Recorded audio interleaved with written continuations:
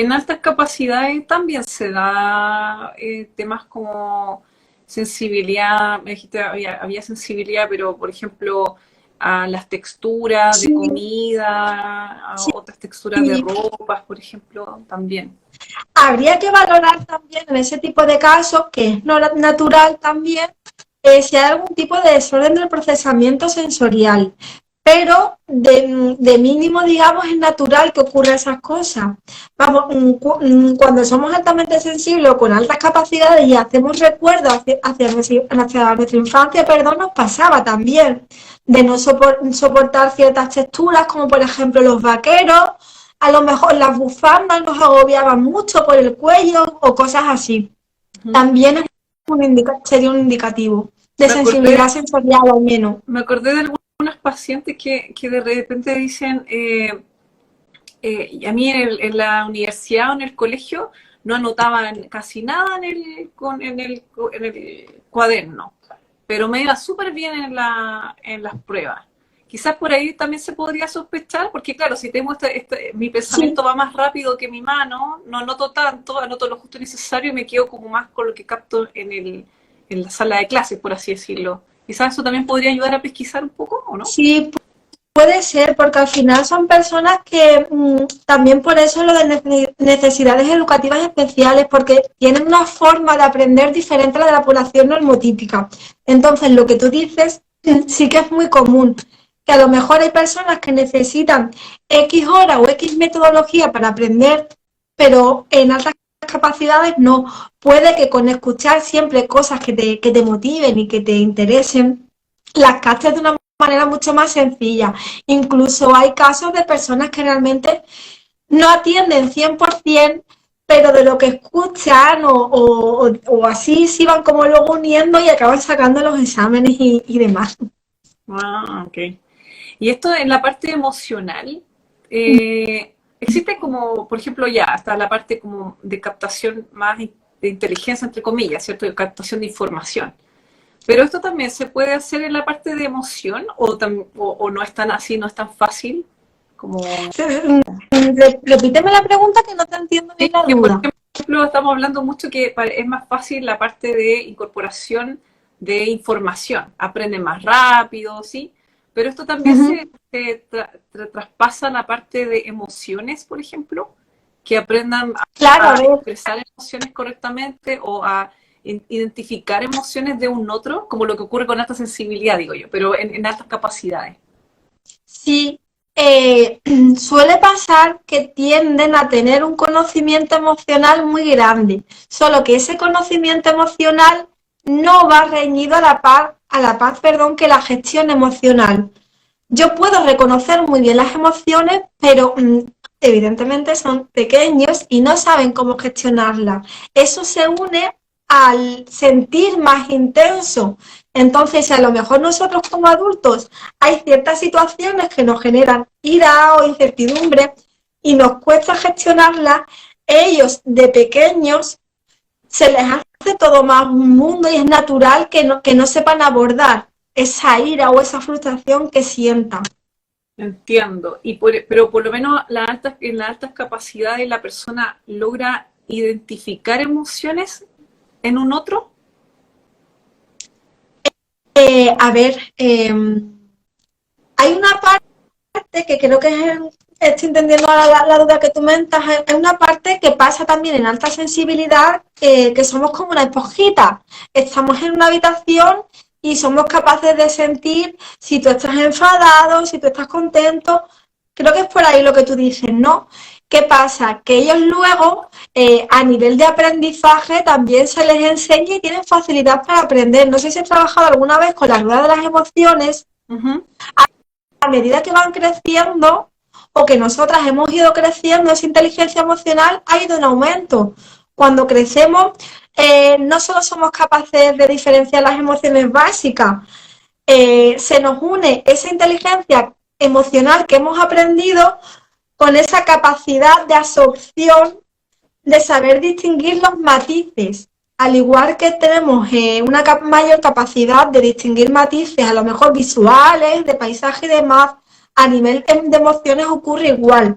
Solo que el conocimiento emocional no tiene por qué llevar en conjunto la gestión emocional. Perfecto. Y con respecto a la empatía, porque por ejemplo la alta sensibilidad, la empatía, las neuronas mirror, espejos, gatillan, pero en altas capacidades es también como como algo que Sí, tiene que estar. sí, sí, sí. Sí. A ver, realmente alta sensibilidad y altas capacidades a veces van unidos, no siempre, ¿vale? Pero también tienen relación, ¿vale? Muchas personas con altas capacidades son personas altamente sensibles. Muchos niños o niñas con altas capacidades también son altamente sensibles, ¿vale? Entonces, esas neuronas espejos, perdón, están todo el día a tope. También es un punto importante gestionar de pequeño, porque pueden ser más sensibles de lo que ya de por sí es cualquier niño o niña a determinado tipo de contenido visual o ante determinados tipos de situaciones. Por ejemplo, el tema de la muerte es algo muy común en ellos, tanto a nivel de miedo como de interés, ¿vale? Cuando ¿Ya? me has preguntado antes sobre las características, también es muy común, tanto en adultos como en niños, ese tipo de intereses, ¿vale? Qué interesante. Y estaba pensando, por ejemplo, eh, esto que decías tú, que a veces la alta capacidad pasa esto de la sincronía entre físico-mente, que va como desfasado. Estaba pensando que quizá el formato de aprendizaje va más entre como ocupando los otros órganos de los sentidos, no tanto físico quizás, más como de visual o auditivo o de tacto o cómo te ha tocado a ti en tu área. Vale, te refieres a la sensibilidad sensorial, ¿no?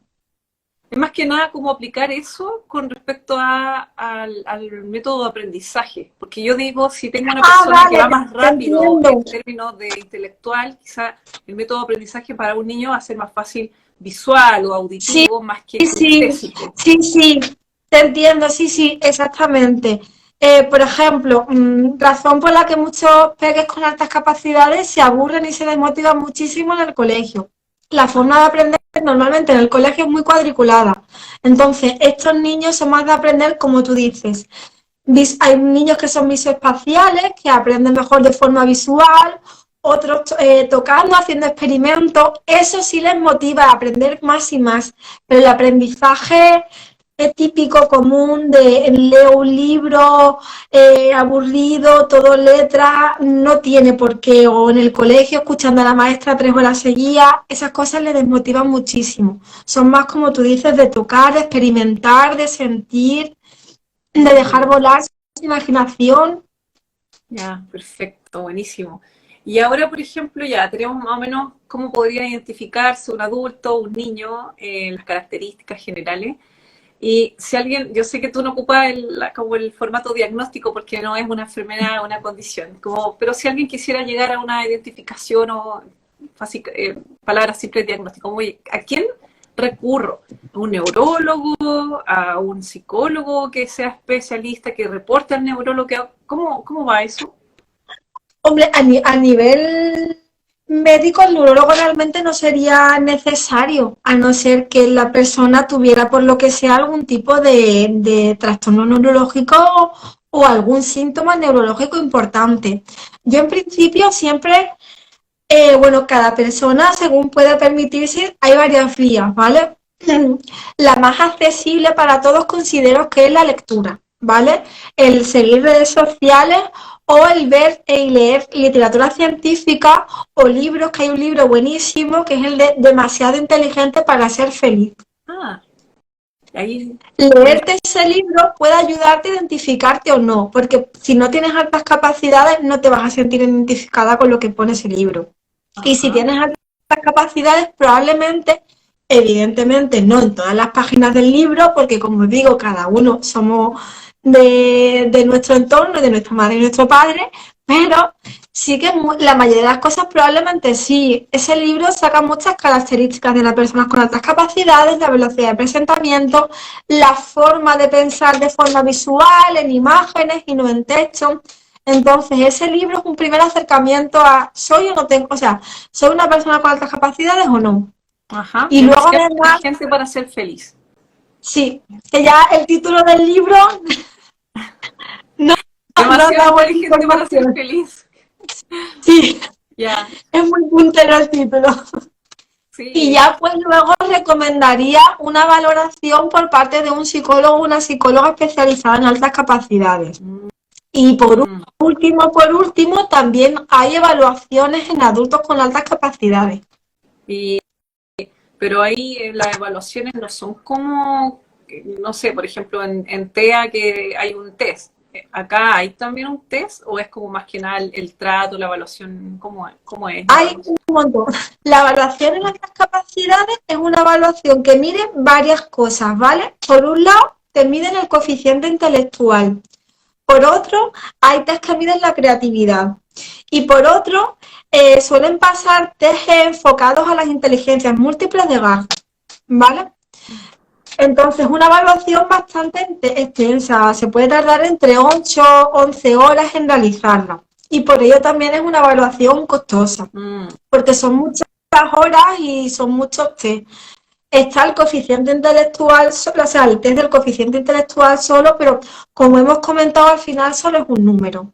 Y es un número que puede dar erróneo por lo que sea, porque al igual que cuando vamos a hacer un examen, nos lo podemos saber estupendo, que por lo que sea, y eso también es muy común en altas capacidades de bloquearnos ante la presión, podemos suspender un examen que no lo sabíamos de pe a pa, pues con el coeficiente intelectual igual puede ser, por lo que sea, que ese coeficiente no refleje realmente la capacidad que tú tengas. mm. Bueno, ahí yo creo que está la expertise del terapeuta para guiar o darle este espacio de no es una presión, hazlo con calma, el test para que la persona baje un poco el estrés y lo realice como más, como a conciencia, por así decirlo. Yo creo que al final, a nivel, o sea, cuando somos adultos, porque sí que cuando son niños y niñas, la evaluación es muy importante porque, digamos, es el punto de partida para que tengan lo que no tuvimos nosotros, que es una adaptación en clase a lo que necesitábamos. Ya no, porque muchas veces escucho que también como que hay que desarrollar su talento. Pero para mí, como madre, más que como psicóloga hablo ahora, lo más importante es que este niño crezca sintiéndose parte del mundo y no sintiéndose aislado del mundo. Que pueda desarrollar sus gustos sin sentir que son atípicos, que no tienen cabida en el mundo, sean los que sean, ¿vale? Entonces considero que en peque sí que es muy importante la evaluación, pero en adultos creo que la parte más importante a abordar es la emocional, el conocernos mejor, el por fin cuadrar esas piezas que no nos terminan de cuadrar y que, como suelo decir mucho en general, eh, todo eso a lo que no le hemos puesto un nombre lo vivimos desde el rechazo.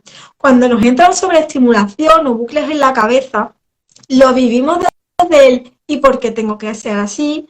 ¿Y por qué tengo que seguir pensando en esto? ¿Y por qué sigo preocupada por esto? ¿Por qué no podría ser de otra forma? Todo lo o sea, la situación que tengamos le añadimos rechazo a por qué soy como soy, sin entender bien cómo soy. Entonces, el trabajar el conocimiento y la gestión de cómo somos nos suelta una carga estupenda. Mm, sí, sí, generalmente eso es lo que también hablo con mis pacientes, en el fondo, el por qué te sirve a ti ir por un diagnóstico o una identificación, en el fondo. Y porque claramente toda la neurodivergencia, ya sea por el masking o porque te Sí. sobre exigiste a lo largo de tu vida, tienen más tendencia a generar patología, enfermedades crónicas a largo plazo. Entonces, la idea es prevenir para que tengan mejor calidad de vida en el Sí, futuro. Eh, sí. la, estaba pensando en términos de lo que es gestión de emociones en adultos que señalabas tú. Cuando ya la persona adulta, que probablemente acá un adulto, no sé, no necesariamente, lo sé, pero se puede ver un adulto, por ejemplo, como tú que tienes dos títulos, por ejemplo, o la persona que tiene máster o doctorado, como que más cosas a nivel intelectual, entre comillas, y No te entiendo la pregunta. Si es común, ¿te es refieres? común ver a una persona con más títulos, por ejemplo. Mira, me ha dado risa porque te iba a decir, yo para mí no tengo nada. El síndrome de la impostora lo solemos tener ahí bien arraigado. Mira, por desgracia, porque a mí el sacarme la carrera de psicología me ha costado muchos años, pero por desgracia lo que es común, ahora mismo no recuerdo el porcentaje, pero hay un porcentaje altísimo de personas con altas capacidades que no han terminado estudios universitarios.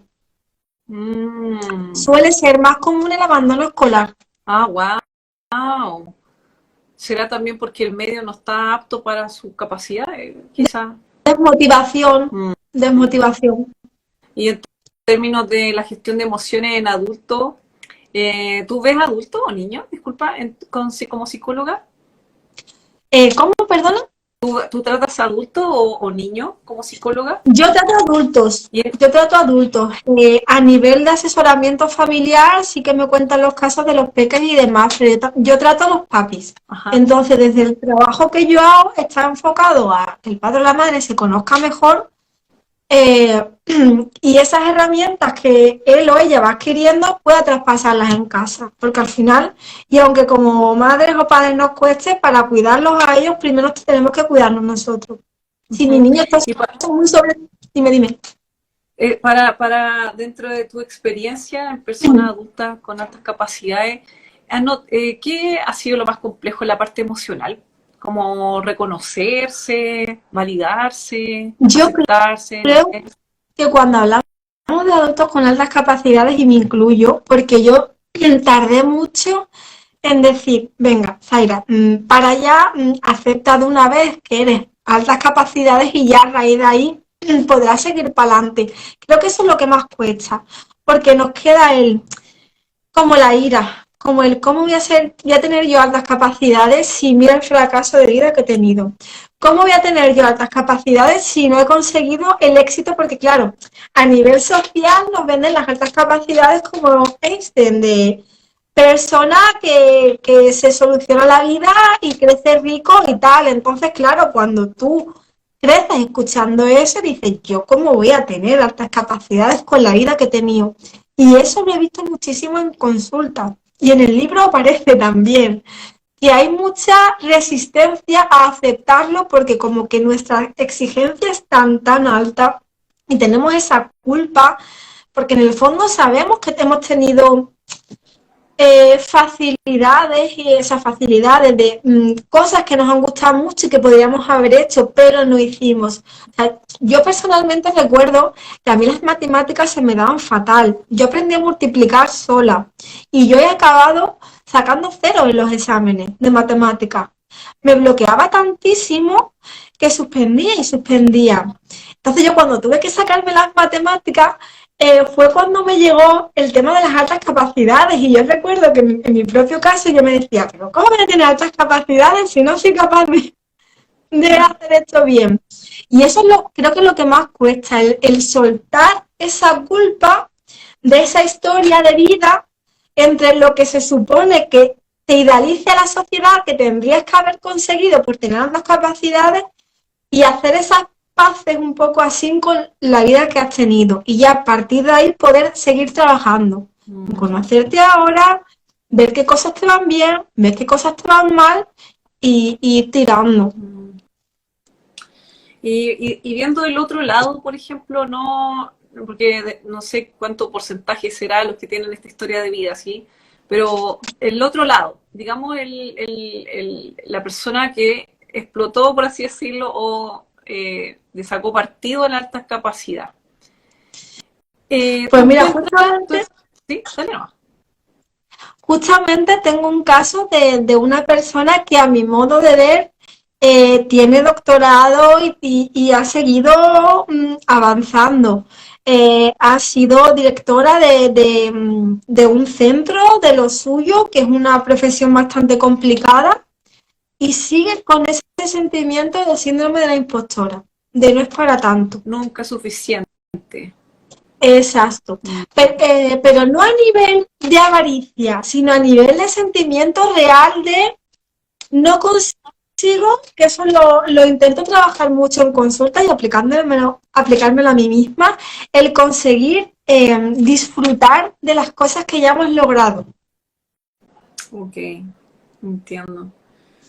Y, y de estos padres que le han sacado partido a las altas capacidades. A mí, yo te pregunto acá, ¿qué tanto hay de decir? Ah, no, es que mi hijo, con el antiguo concepto, ¿sí? Mi hijo es superdotado. Con Ujú. respecto a otro tipo de neurodivergencia, ¿has notado que quizás es como lo sacan más al mundo porque quizás es más bien valorado, entre comillas, a tener un niño superdotado versus quizás lo que nos ha impuesto la sociedad y el mundo como que no, tiene déficit atencional y todo bajo la carencia, tiene TEA, de paz? ¿Han notado eso o no? ¿O es solamente creencia popular en el fondo? Yo creo que es más creencia popular que la realidad. ¿Por qué? Porque cuando tú comienzas a ver a tu hijo como un posible caso de altas capacidades, tú ya entiendes que en general, ¿no? Que habrá de todo, pero en general entiendes que lo que más te preocupa de tu hijo es la parte emocional, porque es lo que es más visible. Incluso en niños que nacen muy precoces leyendo, ya ahí se nota que su emocionalidad es tan alta que es lo que vas a tener que abordar y tener más cuidado. Entonces yo creo que eso es más mito y prejuicio, por así decirlo, Sí, sí. popular que la realidad luego. Que habrá casos, ya te digo, de todo, pero a nivel de experiencia de lo que yo me he encontrado en redes sociales, no me he encontrado ningún caso así, pero sí que soy consciente de que es y que también es un miedo como madres de contarlo en nuestro entorno para que la gente de alrededor no se piense que queremos decir que nuestro hijo es lo más de lo más, porque en el fondo estaremos como asustadas de, bueno, que sí, que mi hijo tendrá esta facilidad para esto, pero no quiere ir al colegio, pero en clase está súper desmotivado, pero se encierra en la habitación y no quiere salir a jugar, pero tal, tal y tal. Mm, comprendo. Y en España, ¿cuál es la realidad, por ejemplo, educacional con respecto a las altas capacidades? ¿Es aceptado? Porque, por ejemplo, yo manejo un poco más en alta sensibilidad. Y acá en Chile, al menos, todo lo que es neurodivergencia está un poquito en pañales, como se dice, como que está todavía, estamos recién partiendo con inclusión laboral, de hecho, ni siquiera educacional, la cosa está como muy, muy, muy lenta con algunos programas del gobierno, pero en España, ¿cómo es? ¿Es más aceptado? ¿Es aceptado el concepto de alta sensibilidad, de alta capacidad por educadores y por otro En, lado por psicólogos? eh, Mira, a nivel de alta sensibilidad, la alta sensibilidad se ha empezado a hablar aquí en España hace un par de años, época pandemia. A nivel escolar, la alta sensibilidad te digo que casi cero, ¿vale? La alta capacidad sí que está más normalizada, pero digo normalizada porque luego en la práctica eh, depende del profesor que te toque y depende de la orientadora que te toque. La actitud que tenga de querer aprender más. Porque al final una cosa está lo que tú aprendes, aprendiste en la carrera, que de altas capacidades apenas se aprende nada. Y otra, que tú tengas predisposición a decir, vale, yo tengo a este niño o a esta niña en clase, yo quiero ayudarlo. ¿Qué puedo hacer por ayudarlo? ¿Vale? Entonces, esto último, por desgracia, no se da en general. Hay casos que sí, yo me puedo sentir afortunada del colegio en el que estoy, pero escucho cosas que dan miedito, por desgracia. ¿Y psicología? Porque, por ejemplo, acá en Chile, al menos, no todo el mundo acepta la alta sensibilidad, por ejemplo. Sí, Eh, igual. Igual. Ah, Hay, por desgracia, a nivel profesional hay muchos psicólogas y psicólogos que siguen empeñados en querer asociar, o sea, en hablar de la alta sensibilidad, perdón, como una mofa, hacen asociaciones muy raras, sin sentido, con ciertos temas, como una vez leí cosas de constelaciones familiares que no tienen realmente nada que ver. Otros se empeñan en que la alta sensibilidad es una consecuencia del trauma, que no tiene ni pies ni cabeza, ¿no? Porque al final los bebés no nacen con trauma, o sea, hay niños y niñas que no tienen trauma y se nota que tienen alta sensibilidad, pero bueno, es una pena porque al final a mí sobre todo me da mucha pena ver psicólogos y psicólogas jóvenes que hacen comentarios Y al final es lo que digo, y eso también lo visibilizo mucho en mi Instagram, que cuando tú estás en consulta negando esta realidad, niegas la realidad de esa persona y puede que un porcentaje de las personas a las que tú estás atendiendo sean altamente sensibles o tengan las capacidades y las estés mal diagnosticando, porque una persona que tenga alta sensibilidad va a tener una tendencia natural, y ponemos natural en mayúsculas, a reflexionar sobre muchos asuntos. Y si tú piensas que la alta sensibilidad no existe, pues lo mismo te pones a diagnosticar a esta persona como un trastorno de ansiedad generalizada y no. Y encima te pones a tratarla así en modo cuadriculado, a ir en contra de su naturaleza. Y ahí acabamos con medicación. Eso sí lo he visto mucho en mi consulta, perdón. Muchas personas, porque como también atiendo, perdona que tengo alergia y también atiendo trastornos alimentarios, muchas personas me vienen que han seguido tratamientos cognitivos conductuales muy cuadriculados y todas han sido diagnosticadas, mal diagnosticadas evidentemente, con trastorno de ansiedad generalizado. O sea, y mira que yo no tengo un alcance abismal de personas, pero qué casualidad la cantidad de gente altamente sensible. Evidentemente no todas las personas que veo son altamente sensibles, pero sé identificarlo. Y trastorno de ansiedad generalizada.